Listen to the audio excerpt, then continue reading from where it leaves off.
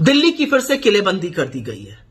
दिल्ली को आने वाली हरियाणा और पंजाब की सड़कों को खोदा गया है, उस पर कीले गाड़ी गई हैं, सीमेंट के बोल्डर बैरिकेडिंग करी गई है।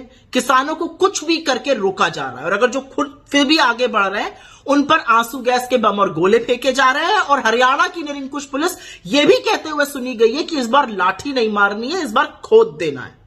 यह असलियत है दिल्ली की बैठी हुई सरकार की। लेकिन मैं पूछना चाहती हूं, दिल्ली आने में गुनाह क्या है? क्या दिल्ली के रामलीला मैदान या जंतर मंतर पर अब किसान विरोध प्रदर्शन भी नहीं कर सकते? क्या राष्ट्र की राजधानी पर अन्नदाताओं का कोई हक नहीं है? क्या दिल्ली किसी की बपौती है? हुक्मरानों की जागीर हो गई है दिल्ली? तीन बातें कहूंगी यहां पर और ये कहनी जरूरी है। किसानों ने लगातार समाधान का वेट किया, इंतजार किया। 794 दिन हो गए हैं और उसके बाद भी आज भी किसानों को एमएसपी पर कोई भी सुनिश्चित समाधान नहीं मिला। 794 दिन पहले किसानों ने अपना आंदोलन वापस लिया था, आपकी समिति को सहर्ष स्वीकार किया था।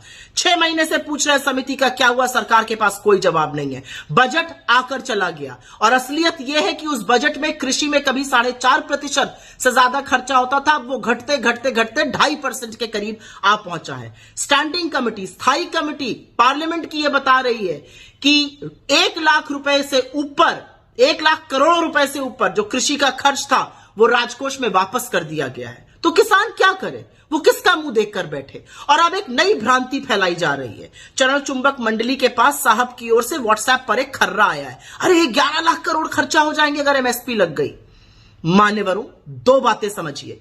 एमएसपी जो है वो प्राइस स्टेबिलिटी के लिए होती है। अगर दाम गिर जाए, किसानों को नुकसान ना हो तो एमएसपी पर खरीद हो। तो कभी भी पूरी एमएसपी पे खरीद नहीं होगी। प्राइवेट सेक्टर भी खरीदता है, गवर्नमेंट भी खरीदती है। यह प्राइस स्टेबिलिटी का साधन है। कोलैप्स जब प्राइस होता है तब आती है, लेकिन इतनी समझ में आपसे कहां आशा करूं। दूसरा, इतनी उत्तेजना और इतनी चिंता 14.5 लाख करोड़ का जब ऋण माफ किया गया बड़े बड़े पूंजीपतियों का तब नहीं दिखी। जब कॉर्पोरेट टैक्स काटा गया 32% से लेकर 22% और 4.5 लाख करोड़ का घाटा सहा भारत सरकार ने, तब इतनी उत्तेजना नहीं दिखी। किसान की बात होगी और उत्तेजना शुरू हो जाएगी। और अब एक नई चीज कही जा रही है, चुनाव नजदीक आ गया तो किसान ये कर रहे हैं। हां, बिल्कुल कर रहे हैं। चुनाव ही तो टाइम होता है नफा और नुकसान देखने का। चुनाव ही तो टाइम होता है रिपोर्ट कार्ड पर नंबर देने का।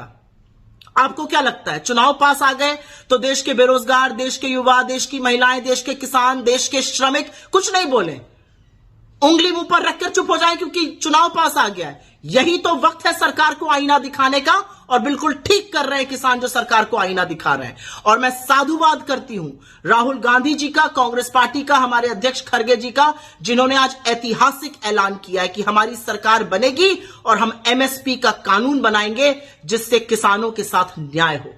और वही न्याय से किसान का जीवन सुधरेगा, इस देश का भविष्य बदलेगा। जय हिंद।